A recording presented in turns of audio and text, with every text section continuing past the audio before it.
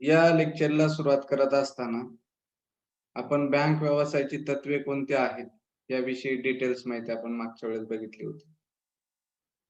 जे बँक व्यवसायाची तत्वे जे आहेत ती कशी बँकेसाठी महत्वाची आहेत, कसा त्यांचा परस्पर संबंध आहेत, कसा त्यांच्यामध्ये समन्वय साधायचा या विषयावरती आपण सखोल चर्चा केलेली आहे. बँक व्यवसायाची मुख्यतः ही 5 तत्वे आहेत: सुरक्षितता, रोखता, लाभप्रदता, त्यानंतर जोखमींचे विविधीकरण किंवा धोक्यांचे विविधीकरण आणि इतर तत्वे जे आहेत त्याच्यात समाविष्ट होणार. तर सुरक्षितता तत्व कशाला म्हणायचं?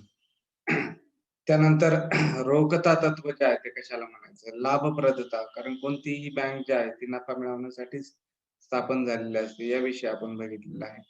बँका ज्या आहेत त्यांच्या समोर निर्माण होणारे धोके जे आहेत ते कशा प्रकारे त्यांची वाटप करतात, म्हणजे आपण फळ्या ज्या आहेत, सुरक्षिततेच्या ज्या फळ्या आहेत, पहिली फळी, दुसरी फळी, या फळ्यांचा विचार आपण त्यामध्ये जोखमींच्या विविधीकरणामध्ये केलेला आहे.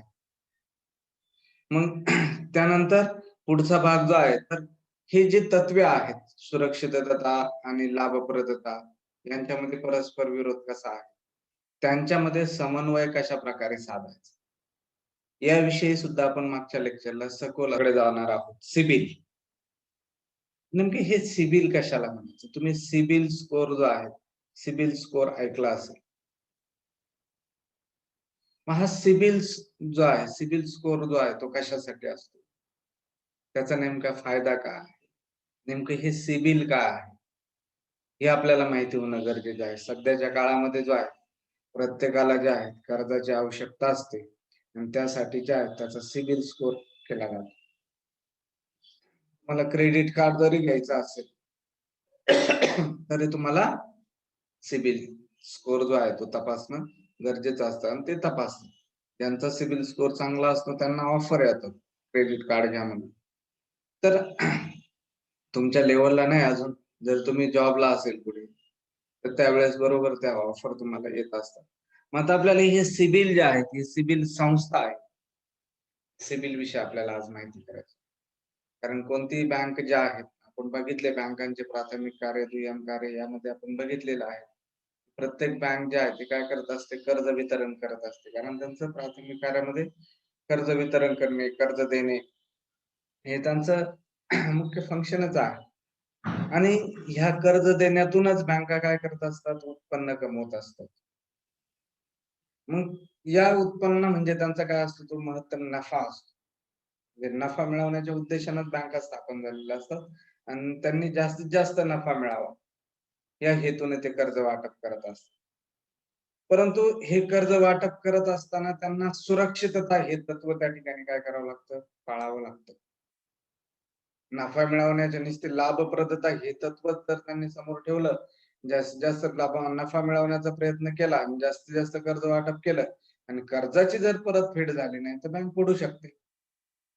म्हणून त्यांनी या लाभप्रदता हे तत्व पाळत असताना सुरक्षितता या तत्वाचा सुद्धा विचार करणं गरजेचं आहे. याला समन्वय असं म्हटलं जातं. त्याविषयी आपण बघितलेलं आहे.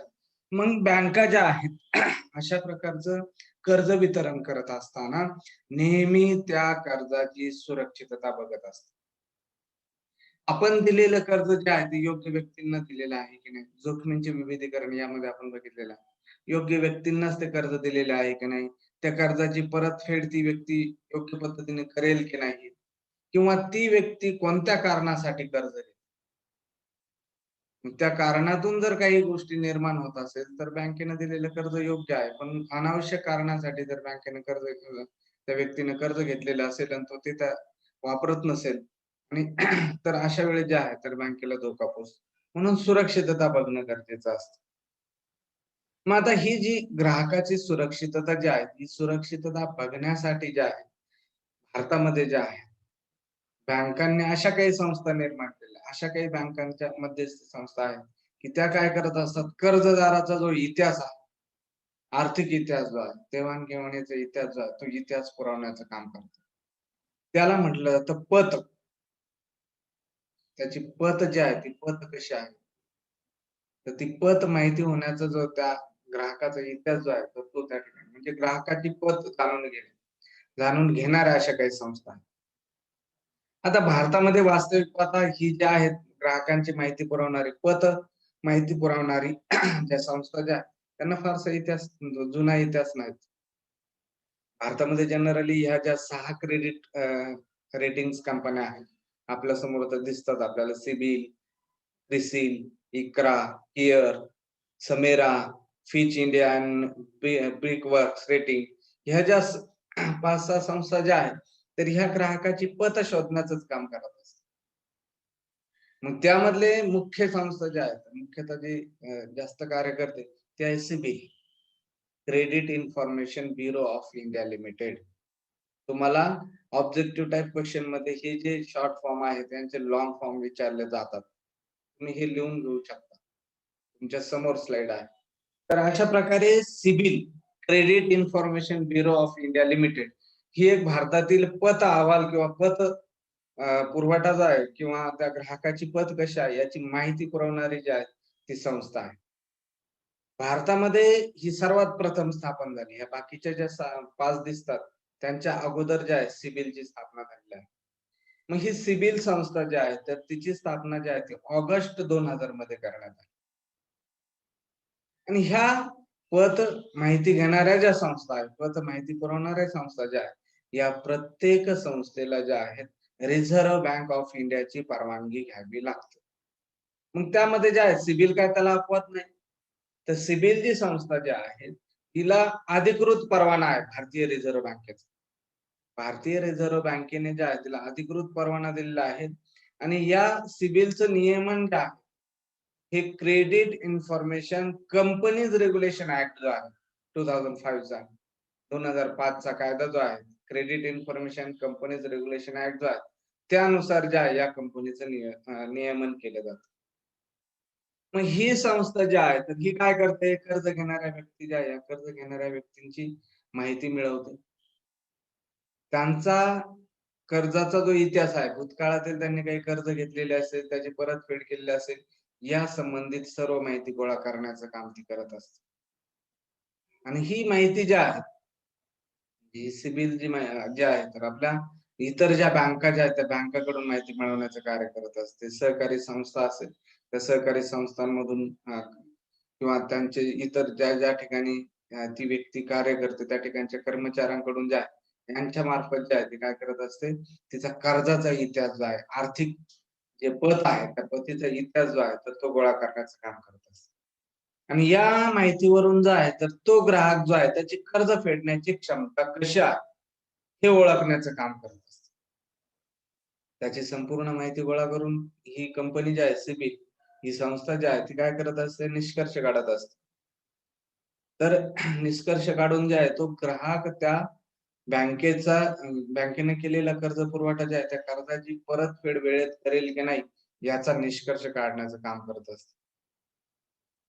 भारतामध्ये ही अस्तित्वात असणारी संस्था जी आहे ऑगस्ट 2000 पासून या संस्थेकड सध्या ज्या आहेत म्हणजे 550 दशलक्षपेक्षा जास्त लोकांची जी आहे वैयक्तिक माहिती त्यांच्याकडे तिला गोपनीयचा अधिकार लागू होतो ती कोणालाही ती माहिती देत नाही. म्हणजे संपूर्ण ग्राहकांची डिटेल जी आहे आर्थिक स्वरूपातील माहिती जी आहे त्या सिबिल या संस्थेकडे आहे. आणि ज्या वेळेस तो ग्राहक ज्या आहे एखाद्या बँकेकडे कर्जाची मागणी करतो त्यावेळेस त्या ग्राहकाकडे ती बँक जी आहे सिबिल स्कोरची मागणी करते. ग्राहकाकडे ती माहिती अवेलेबल नसते.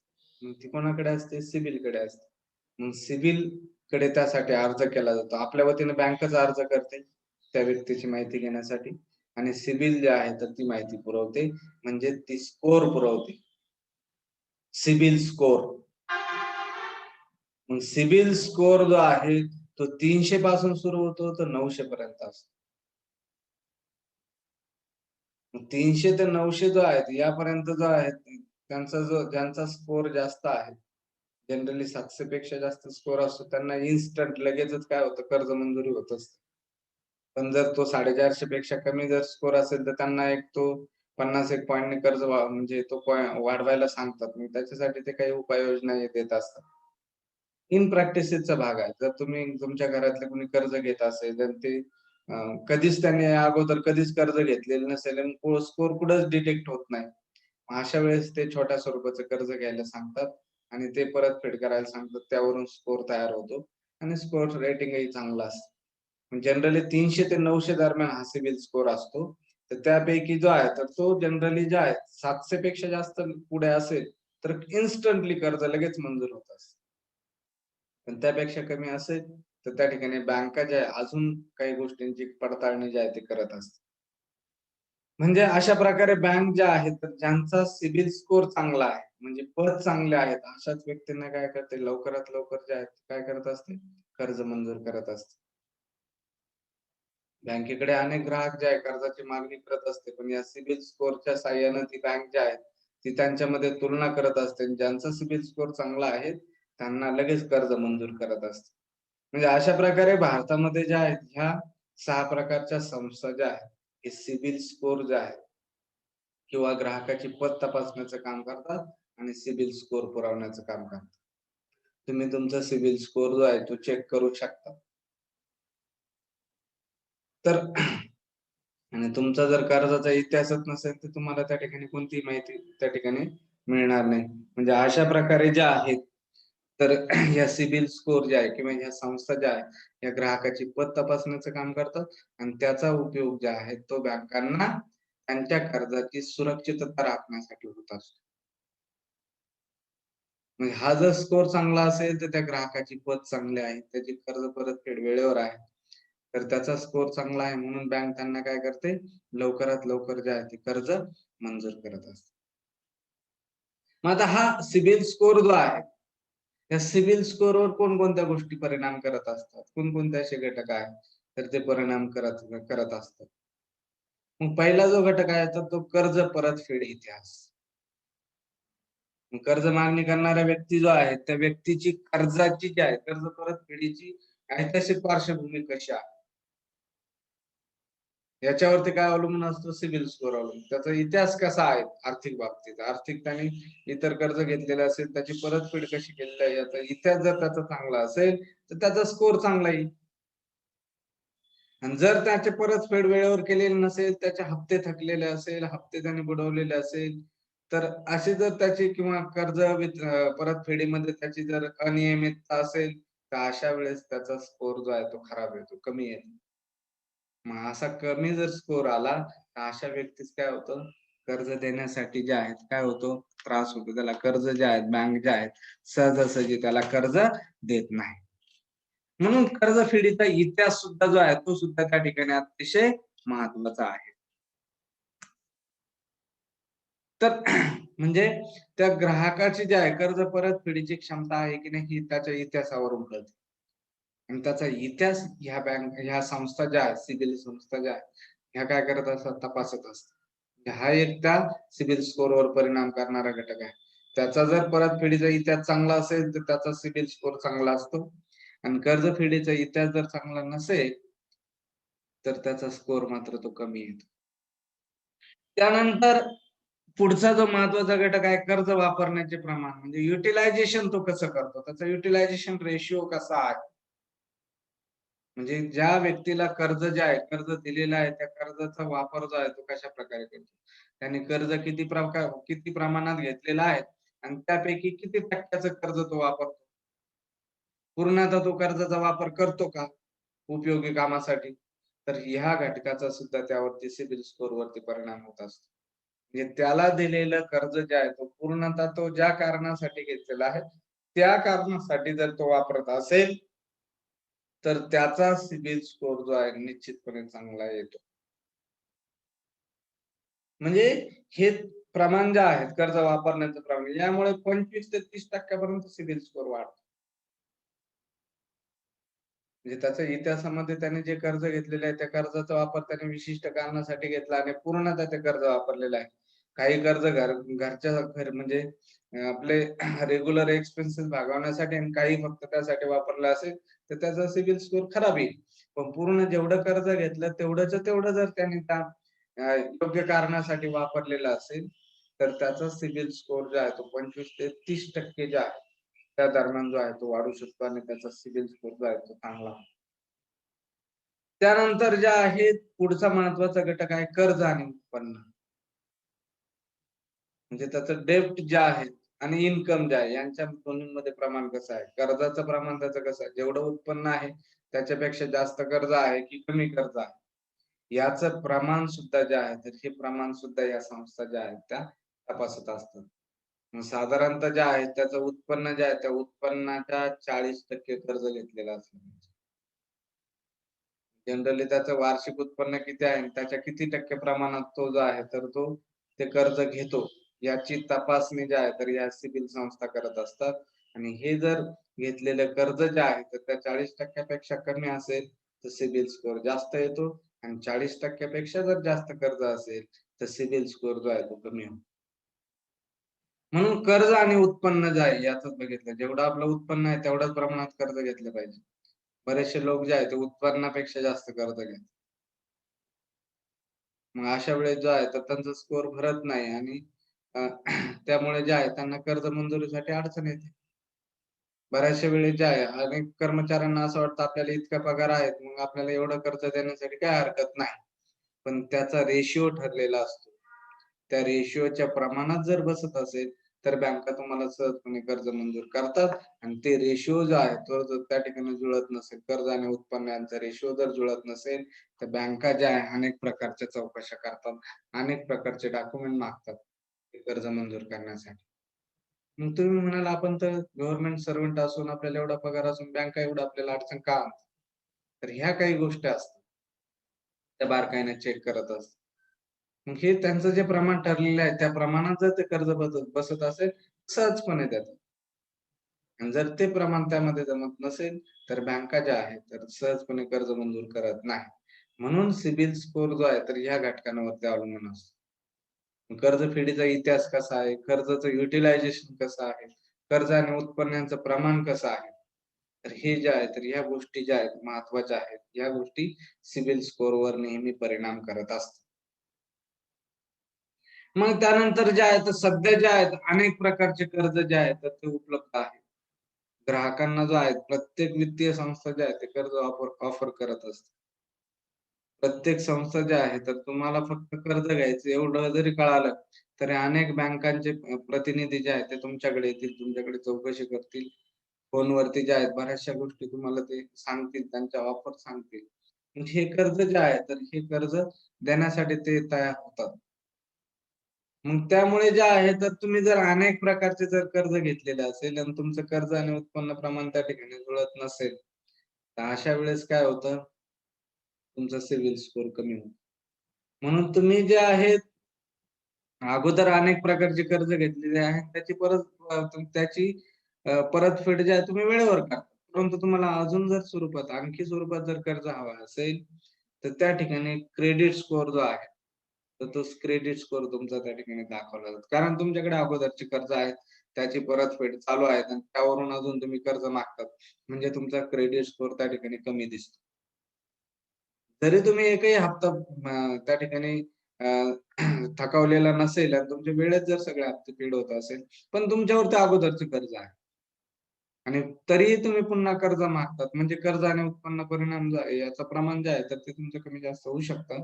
म्हणून जे आहेत तर त्या ठिकाणी तुमचा सिबिल स्कोर जो आहे तो कमी होऊ शकतो आणि तुम्हाला त्या ठिकाणी जे आहे कर्ज मंजूर होऊ शकत नाही. तर अशा प्रकारे जे आहेत म्हणजे तुम्ही कर्ज किती प्रकारचे घेतात, कोणत्या प्रकारचे घेतात, यावरतीही या सगळ्या गोष्टी डिपेंड आहेत. सिबिल स्कोरवर ह्या गोष्टी परिणाम करत असतात.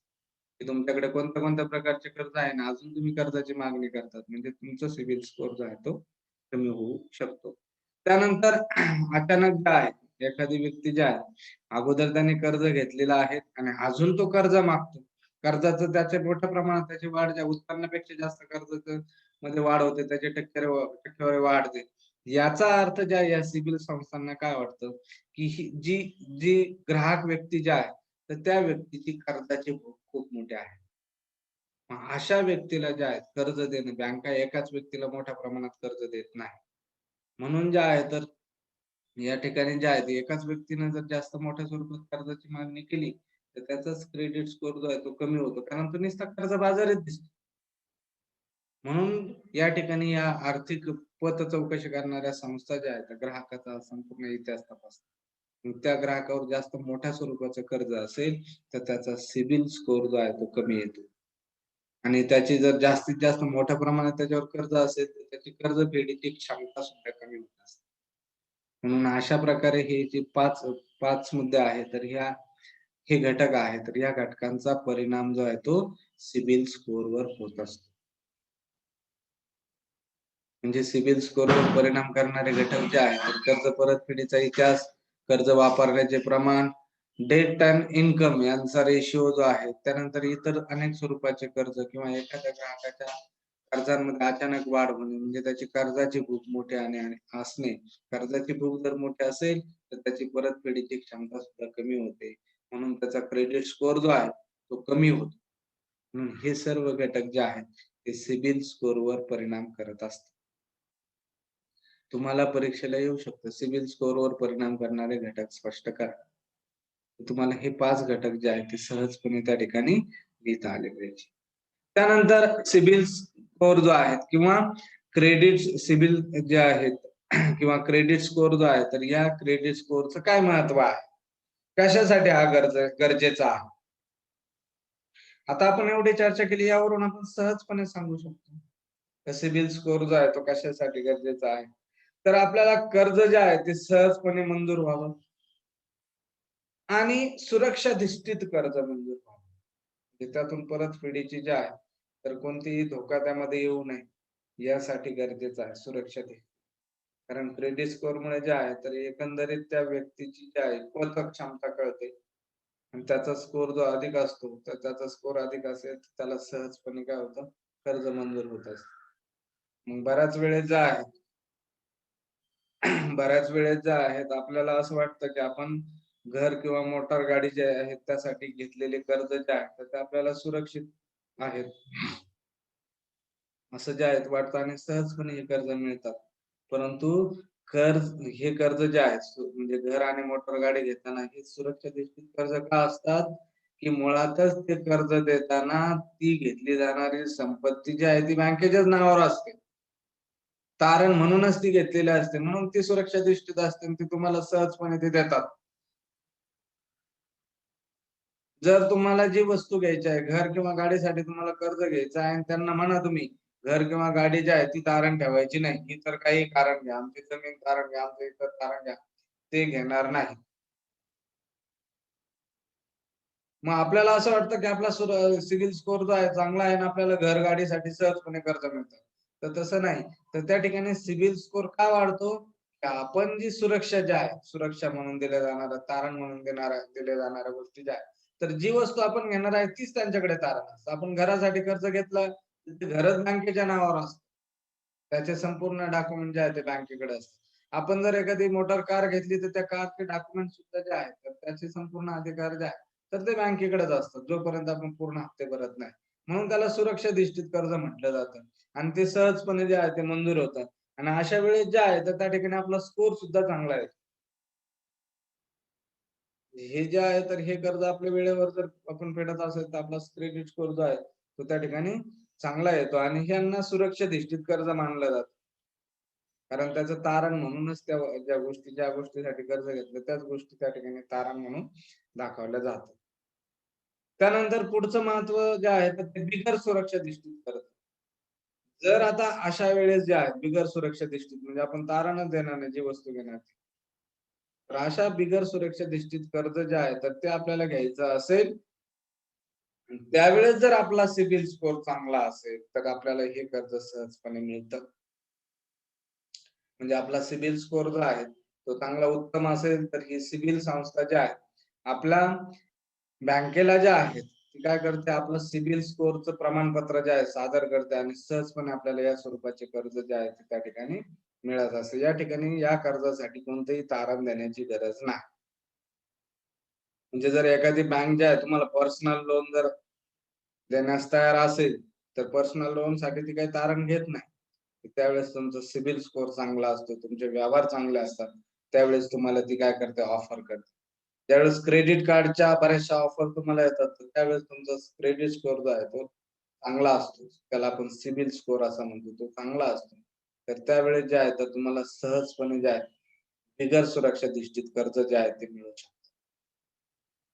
अशा प्रकारे जे आहे सुरक्षा दृष्टीत कर्ज मंजुरीसाठी सिबिल स्कोर महत्वाचा असतो. बिगर सुरक्षा दृष्टीत कर्जास मंजुरी मिळण्यासाठीही महत्वाचा असतो. कारण या सिबिल स्कोरमुळे जे आहे तर त्या व्यक्तीची कर्जफेडीची हमी जी आहे ती मिळत असते एक प्रकारे.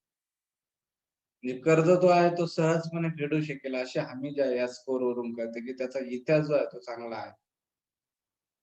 त्यानंतर हे सिबिल स्कोर जो आहे चांगला असेल तर प्रत्येक बँकेच्या दृष्टीने जे आहे त्याचा व्याजदर जो आहे, तो ग्राहक जो आहे तो कशाप्रकारे कर्ज घेतो. त्याचा सिबिल स्कोर असेल तर बँक त्याला कमी व्याजदराने कर्ज देईल. जर त्याचा सिबिल स्कोर जर खराब असेल तर जास्त व्याजदराने कर्ज देईल. म्हणजे जर सिबिल या संस्थेनं त्याचं सिबिल स्कोर प्रमाणपत्र जर सादर केलं आणि सिबिल स्कोर जर त्याचा चांगला असेल, तर त्याला नेहमी जे आहेत कमी व्याजदरानं कर्ज मंजुरीसाठी जो आहे, तर तो बँकेकडे प्रयत्न करू शकतो. जर त्याचा सिबिल स्कोर चांगला आहे, तर तो बँकेला म्हणू शकतो. कारण बँक जर जास्तीत जास्त व्याज जर त्याच्याकडून आकारणार असेल, तर तो बँकेवर दबाव टाकू शकतो. बँकेला म्हणू शकतो, मला या व्याजदराने कर्ज द्या. म्हणजे तो त्यातून थोडासा कमी प्रमाणात व्याजदर जो आहे तो कमी करू शकतो. म्हणजे त्याची सौदा शक्ती वाढते. त्याची बार्गेनिंग पॉवर जी आहे ती वाढते. जर त्याचा सिबिल स्कोर जर चांगला असेल, तर त्याची बार्गेनिंग पॉवर वाढते आणि तो बँकेशी जे आहे कर्ज घेताना जो आहे तो बार्गेनिंग करू शकतो. जर मात्र त्याचा सिबिल स्कोर जर चांगला नसेल, तर बँक ज्या व्याजदराने म्हणेल त्या व्याजदराने त्याला ते कर्ज घ्यावं लागतं. तर अशा प्रकारे जे आहे तर हे सिबिल स्कोरचं महत्व आहे. त्यानंतर अनेक प्रकारचे क्रेडिट कार्ड जे आहे ते क्रेडिट कार्ड मिळवण्यासाठी सुद्धा सिबिल स्कोरचा त्या ठिकाणी उपयोग होत असतो. तर बँकांनी जे आहेत प्रत्येक बँकेने काय केलेलं आहे आता बाजारामध्ये अनेक प्रकारचे क्रेडिट कार्ड आणलेले आहे की त्या क्रेडिट कार्डमुळे काय करू शकतो आपण खरेदी करू शकतो. ऑनलाईन शॉपिंग करू शकतो. प्रत्यक्षात ज्या आहे वस्तूची खरेदी जी आहे तर त्या क्रेडिट कार्डमुळे आपण करू शकतो. आणि या क्रेडिट कार्डची रक्कम जी आहे दर महिन्याला किंवा काय त्यांची मुदत असेल 45 दिवस, 35 दिवस तर त्यावेळेतच त्यांची रक्कम जी आहे ती परत त्या ठिकाणी भरायची असते. आणि जर असं जर आपण क्रेडिट कार्ड घेतलेलं असेल, हे क्रेडिट कार्ड घेऊन जर त्यावर आपण खरेदी विक्री व्यवस्थित व्यवहार करत असेल, वेळेत त्याचे पैसे जर भरत असेल, तर आपला क्रेडिट स्कोर जो आहे तो चांगल्या प्रकारे येतो आणि आपल्याला अनेक बँकांच्या ज्या ऑफर ज्या आहेत क्रेडिट कार्डसाठी येत असतात. क्रेडिट कार्ड म्हणजे कर्जाचाच प्रकार आहे. तर कर्ज आपल्याला सहजपणे मंजूर होण्यासाठी जो आहे नेहमी आपला जो आहे स्कोर जो आहे सिबिल स्कोर जो आहे तर तो चांगला असणं गरजेचं आहे. तर अशा प्रकारे जे आहे ही सिबिल ही संस्था जी आहे ती काय काम करते? भारतामध्ये ग्राहकाची पत तपासण्यासाठी कोणकोणत्या संस्था अस्तित्वात आहेत? त्यामध्ये महत्त्वाचे असणारे सिबिल जे आहे त्याची स्थापना कधी झाली?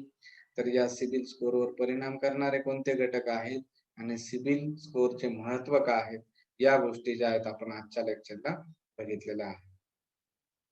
त्यानंतर पुढच्या लेक्चरला जे आहे तर आपण बँकेचा ताळेबंद जो आहे तो आपल्याला बघायचा. व्यापारी बँकांचा ताळेबंद की त्याला आपण बॅलन्स शीट म्हणतो. 11वी-12वीला जर तुम्ही कॉमर्सला असेल तर तुम्ही बॅलन्स शीट बघितलेलं असेल. बॅलन्स शीटला 2 साइड असतात. लायबिलिटी साइड आणि ॲसेट साइड. हे आपल्याला त्यामध्ये असणारे प्रत्येक आयटम जे आहे त्याविषयी चर्चा करायचं आहे. व्यापारी बँकांचा ताळेबंद जो आहे तो कसा असतो याविषयी आपण पुढच्या लेक्चरला जे आहे सविस्तर चर्चा करूया.